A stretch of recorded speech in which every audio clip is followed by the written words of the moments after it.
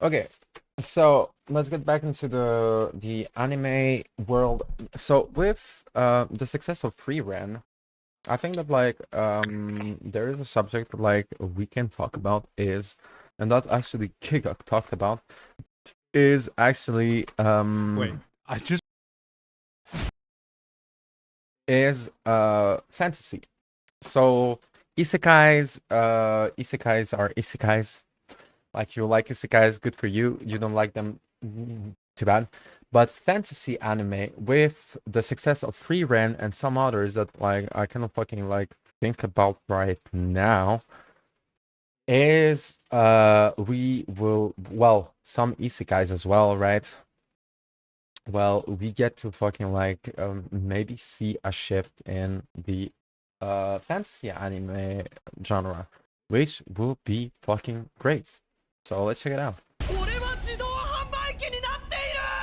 get that stuff out of here. Me and the boys are watching some real fantasy. This year, it feels like we've seen a full-on resurgence of fantasy anime. Not soy boys getting transported to another world. No more I got reincarnated as toilet paper. Now I wander the world, letting elf girls wipe me. Oh, it's depressing. I could actually see that being a thing. Just pure, hard fantasy, taking the genre back to its roots with two shows leading that charge. Frieren and Dungeon Meshi, two Yeah, Dungeon Meshi as well. Like Dungeon Meshi is actually a great anime. fantastic.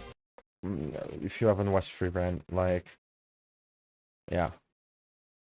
So about actually like, so yeah, I think that Two shows like, leading that charge. Frieren I think that like, so the new big three. So in the anime industry, we used to talk about the big three. So the big three were actually like the big three animes that were like leading the industry and basically like creating trends, but also like basically dominating the whole genre of anime. And it was Naruto, uh, Bleach, and One Piece, right? And then the big three actually died out because like One Piece stayed relevant, but like it's not as relevant like as you will think. Bleach came back these days, like, and it is really great, but it is not and it is not as great as as it was. No, it's just not as hype as it was, right? And Naruto, well, Naruto ended airing. Now it's Boruto, which actually like I never watched it. Like people, I heard only bad things about it. So yeah, and I think that like from the new big three is actually a new big four. Free Ren, Chainsaw Man, Jujutsu Kaisen, and Demon Slayer. I think that these are from the big three. We got to the big four, and these are the driving forces, the new like hype animes that like will really define the genre and define the industry with how fucking great they are. Because before Demon Slayer, like there wasn't any anime that were selling this much in theaters. Can you believe that like theaters got fucking like that they are able to fucking sell movies like anime movies in fucking real life theaters? Like this is like the influence of Demon Slayer. Jujutsu Kaisen also managed, and basically like Chainsaw Man and Free Ren. Free Ren was really such another one because it was not anticipated at all, and but it is like it really changed the industry because we got a breath of fresh air when it comes to storytelling, because Free Ren actually does such a different type of storytelling. It's not your fucking uh like well, it's not your it's not your fucking like action anime at all. It's more adventure, and it is so much more like I don't know, poetic and like just like beautiful in its way. So yeah, in my opinion, like the after the big three died out, the new big four will be Free Ren, Chainsaw Man, Jujutsu Kaisen, and Demon Slayer. And if you haven't watched any of them, like watch any of them because these are like the animes that like you will never fucking like you will never forget.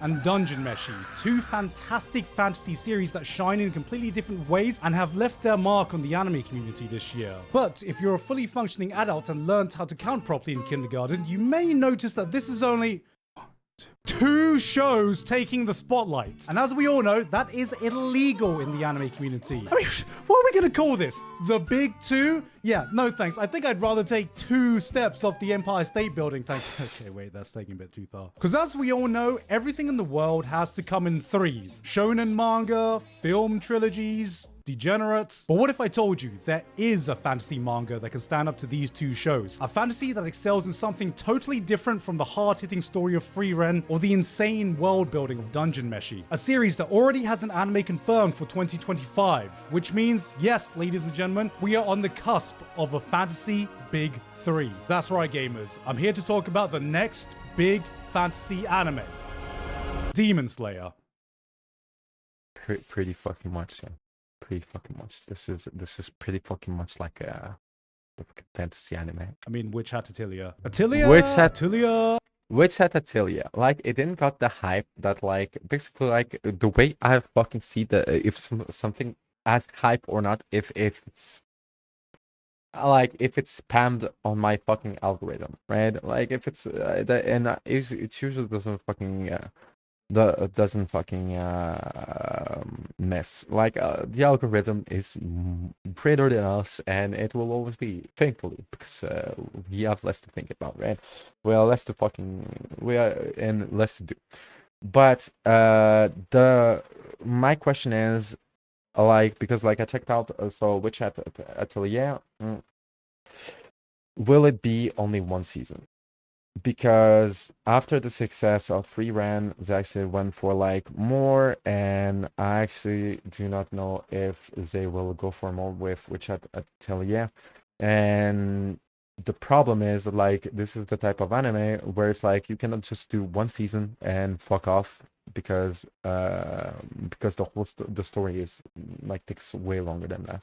Atelier. I honestly think this is going to be the next big fantasy show to take over the anime community. But before we get into pure fantasy, first, I want to talk about Isekai again, because this video is sponsored by Isekai Slow Life, which is in the middle of celebrating its first ever anniversary. Guys, as you know, we are no stranger to Isekai on this channel, which is why I was surprised that I'd never heard of this game where you get to play as an adorable little mushroom. In this brand new world, you can discover new lands, develop your own towns, and meet a variety of lovely ladies. These are your family members and fellow members who all come with their own unique designs. My personal favorite is Bullety, not just because of the on-the-nose name, but she's definitely got some firepower. And if you like the look of these characters too, you can dress them up in different outfits and even take them on dates. But if that's just a bit too stimulating for you, you can also try some recreational activities like fishing, managing an inn, going to school, or working at the magic farm. When life gets stressful, Isekai Slow Life helps me appreciate the simpler times, and I'm sure it will do the same for you guys too. So, what are you waiting for? Click that link in the description to download Isekai Slow Life today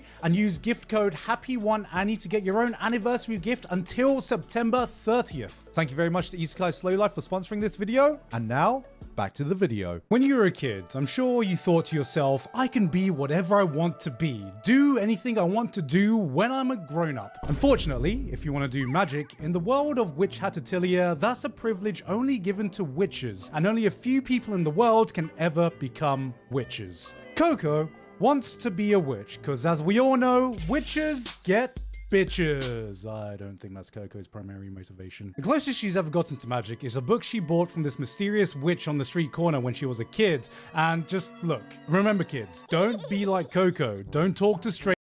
So before he talks about the story or anything, if you want to fucking like get a good fantasy manga, actually read Witch Hat Atelier. Like for the anime, maybe, like I said, it could be a good promotional material for the manga.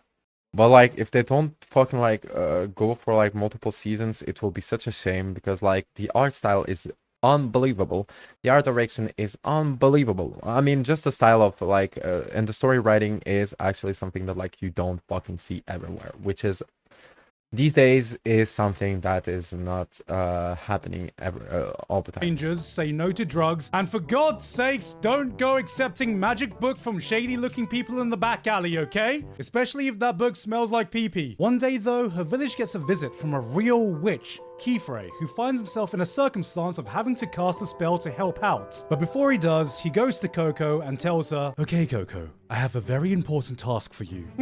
Whatever you do, make sure nobody, I repeat, nobody sees me cast this magic. This is very important. Do you understand?" Coco immediately watches Vyrah casting his magic, and what she sees is him drawing some shapes that look eerily similar to some of the patterns in the magic book she has. She thinks, I wonder what would happen if I tried drawing some of these patterns myself.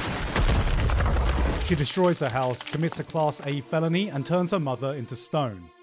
In the industry, we call this an oopsie daisy. With her parent acquiring Big L. the new status of Mum the Rock Johnson, Vyrah decides to take Coco under his wing in hopes that he could find out more about this mysterious witch that sold Coco that book as she begins her journey into the world of witchcraft and wizardry. Witch Hat Atelier presents itself initially as your typical coming-of-age story in a fantasy world of magic. So you may be wondering, what does this series do to allow it to stand up to the fantasy juggernauts of Frieren and Dungeon Meshi? Frieren gave us a beautiful, introspective tale about the passage of time and appreciating the important things in life while you can that hits harder than most anime ever could. While Dungeon Meshi's world building is some of the most intricate and well thought out I've ever seen, crafting a living, breathing ecosystem that doesn't just feel alive, but you get a sense that it's also fully functional, like you're stepping into a life-size fantasy terrarium. So what does Witch Hat bring to the table? Great art? Got that. Interesting characters? Got that. But the real thing that sets it apart is that, in short, it has one of the most interesting magic systems I've ever seen in anime or manga. A hard magic system that not only lays the groundwork for creativity and imagination, but is also engraved in a core part of the world building to present us with the interesting moral conflicts contained within this story. But most importantly, it's just pretty damn cool. Right, so I'm going to spend the next few minutes nerding out about magic systems, but to do so, I'll have to explain to you how the basics of the system works. So get out your notepads, everyone, because we're going back to school. Hello. You wanna do some fucking magic? Like, maybe it will work. Like, maybe if you Class, try. and welcome to Magic 101. And maybe you'll get the chance to also do, like it says on Oops Daisy, or get a big L in your life. Where I'll be teaching you the basics of how magic works in Witch Hat Atelier. Any questions? No, Timmy, you may not go to the bathroom. I don't care if you're desperate, just shit yourself like every other self-respecting kid. In the world of Atelier, magic is cast by drawing seals, which look like this, and these have to be drawn with special conjuring ink, and that's it. No special enchanting, no custom-made Gamer 3000 RGB magic wand. All you need is some special ink and the basic ability to draw, which means essentially anyone can do magic. Except for me, if you've seen my ability to draw. Yes, even you can do magic, Timmy, if you stop sniffing the conjuring ink. Kids, do not sniff the conjuring ink, please. A basic seal is made of 3 simple parts. The sigil, which typically goes in the center and denotes what kind of magic you're going to be manipulating. You want a fire spell? Draw this. Thinking of casting water magic? Start with this. You got earth, wind, shadow, wood, sword, thunder, power, sleep, card, captures of the cloud, expect the unexpected now. Next up, we have keystones that go around the sigil. These are different signs that denote exactly how the element in your sigil will act. And we've got a boatload of different signs that will determine exactly what form your spell is going to take and exactly how it's going to be controlled. Which is why it's very important that you draw exactly how you want your spell to act. One sign a bit longer than the other? Congratulations, you just bukaked your neighbor next door with some water magic. Need a big gust of wind to send you flying? How about you try drawing a wind sigil with a massive arrow pointing up and you'll be gliding like Genshin Impact. Fuck, of course that's the first thing that came to mind. By combining your different signs, you should be able to craft a spell to do exactly what you want it to do. Oh, Timmy, you understood all that? You tried drawing your own seal? Oh, let me have a look.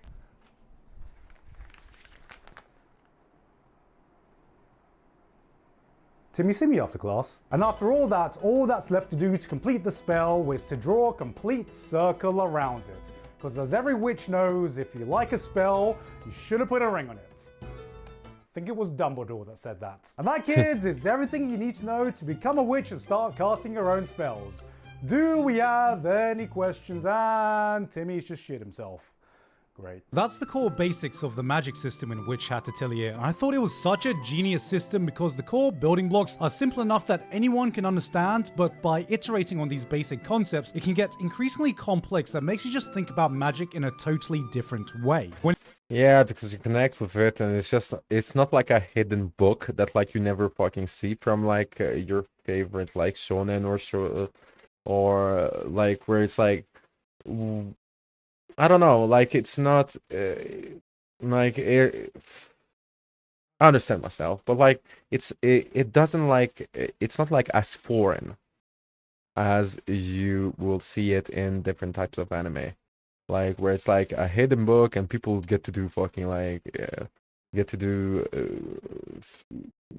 in unbelievable stuff. And it's just because they know from like here, I guess like you get to understand more, and you get to well, if you can recreate it, like it's actually really cool. When you have a grasp of the basics, then you can start doing stuff like linking spells for more powerful effects, nested and you can understand like the progression of the character as they do it, because you understand the way it functions. And it's not like your typical, well, you know, Naruto with like the well, basically here it's like accessible enough for you to be able to understand like the follow the journey, I guess. Where you can enclose multiple spells into a bigger spell to get more complex effects. Spell toggling, where for example you draw two halves of a spell on a shoe, then bring them together to complete the ring so you can quickly toggle the spell's effects on and off. Different wands to help witches draw on specific surfaces. From the approaches they take to the tools they use, everything has been carefully thought out, like these tools have been crafted to logically solve a problem if this magic system were to exist. And I have no better way to encompass all this other than saying it's just so fucking cool. This might be a bit of a curveball, but in a sense, the magic system here was actually a bit reminiscent to me to coding. God, I never thought my coding course in university 13 years ago would finally come in handy. At its most basic, coding is just a set of instructions built on a few core concepts that you input into a system that interprets those instructions to do exactly what the code tells it to do. If the code doesn't act the way you envisioned, well, it's not the computer's fault, it's the human error with the code, and then you have to do some debugging. But instead of just searching up your errors on Stack Overflow, I imagine debugging magic seals would be something like, oh, hey Timmy, you want me to have a look at your fire spell? It's not doing what you thought it would? Well, you just burned down the entire fucking village, Timmy. Yeah, thanks for that. It's gone. Your mom's dead. Yeah, how about you debug your life choices, Timmy? Oh, you want to learn about loops? Well, how about you loop yourself to the nearest orphanage, Timmy, because that's where you're going. But because... Wait.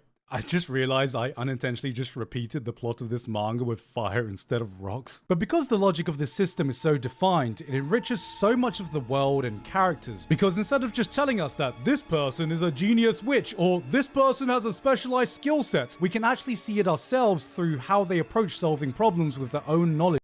This is true as well, because like you get to be judge of their magic, and this is something that like you don't get to do as much. Well, in Naruto they do this, right? And then they do their ninjutsu. You don't get to fucking like judge, you know? Like they just do their cool stuff, and you're like, this seems like way more complicated than the other one. But here, like you get, since you get like the tutorial, right, of how to do magic, you get to be a judge of their magic and also of their style of magic, like the way they do their sigil. Of the magic system. Find it hard to accurately draw bigger seals? Well, maybe by combining the effects of a bunch of smaller seals and linking them together, you can replicate the effect of a bigger seal. Don't have a specific spell you need to identify ingredients in a potion? Well, how about you repurpose a destruction spell you saw earlier, but reverse the seals to conjure up the opposite effect and remake the core ingredients. Like different coders writing a program, there is no singular way to solve a problem, and by setting the rules of of the system clearly, it sets the stage to breed creativity in a way that you can appreciate that goes beyond, this person is a powerful witch because he does magic good. I think the first time I truly appreciated this was when I saw some of the first major battles. See, as a witch, you have several approaches you can take, especially in a battle situation. Now, if you're less experienced, maybe you prepare a notepad with some pre-drawn all-purpose spells. It might not be as specialized for every situation you're in, but they're quick and easy to cast by just circling the spells that you need. Maybe you have a specific battle style where you just engrave the actual spells onto your clothing for permanent effects, if you're a little bitch baby. Now, if you want to see where the true experience and skill gap comes in, this guy bloody walks in and is accurately able to cast spells quickly on the fly without any pre-made books, assess the situation, then while blocking attacks, draws a counter spell with his fucking feet, flies towards the enemy, then based on the shape of his opponent's seal and the environment, is able to correctly deduce the exact way the opponent's spells work and initiates a counter spell based on its weaknesses. And it was at this point I've realized I have not been this engrossed with a fictional power system so intricately crafted since I first encountered Nen. And I do not say those words lightly. But beyond just being a really cool way to show what characters are capable of, it's also from the system that all the major conflicts of the story arises, and we get the interesting moral dilemmas the series presents us with. I think the most interesting concept is the idea that absolutely anyone can theoretically cast magic. Given everything I've just laid out, I'm sure even you can conjure up a spell or two, and there was a point in the world's history where that was the case. However, give everyone unrestricted access to a tool that can help but also cause great harm to the people around them, and I'm sure everyone's only going to use it for the betterment of humanity like real life, right guys?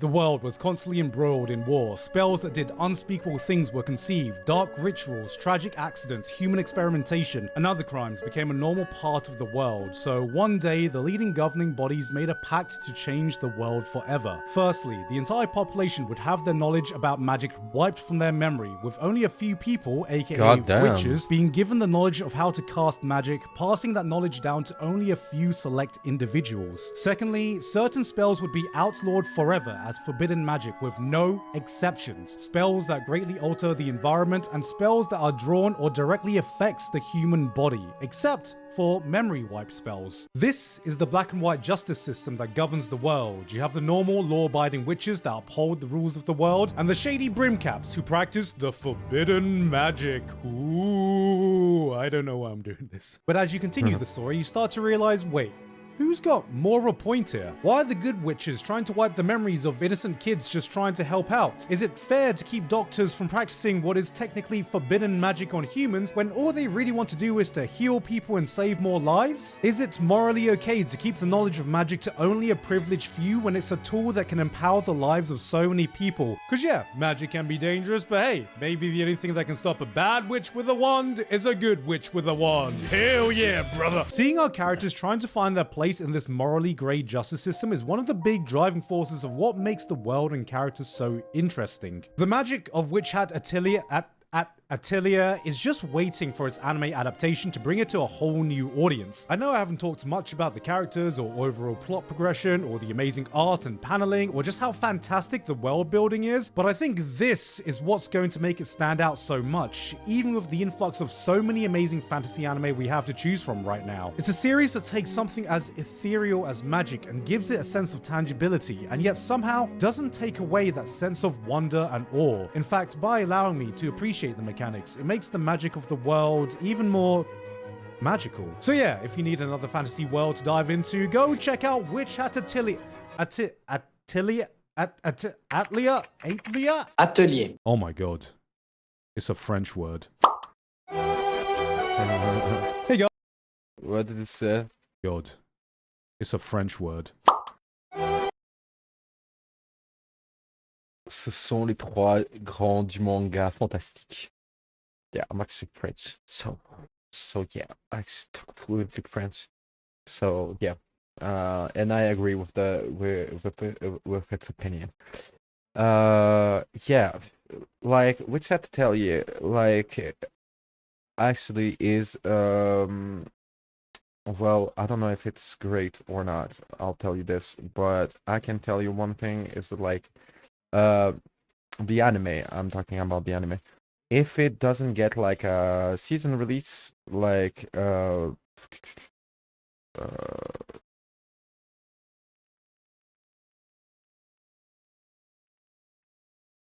well, it will be just like a basically like a way to promote the manga, which is great, but you know, it will be great to have this like it will be great for like people to fucking like invest in their story until the end, because usually like there's a lot, I'm pretty sure that there's a lot of like anime that actually never got the response and the love that they deserve, just because they never got to fucking finish the story. And well, that's really fucking like really, really fucking sucks.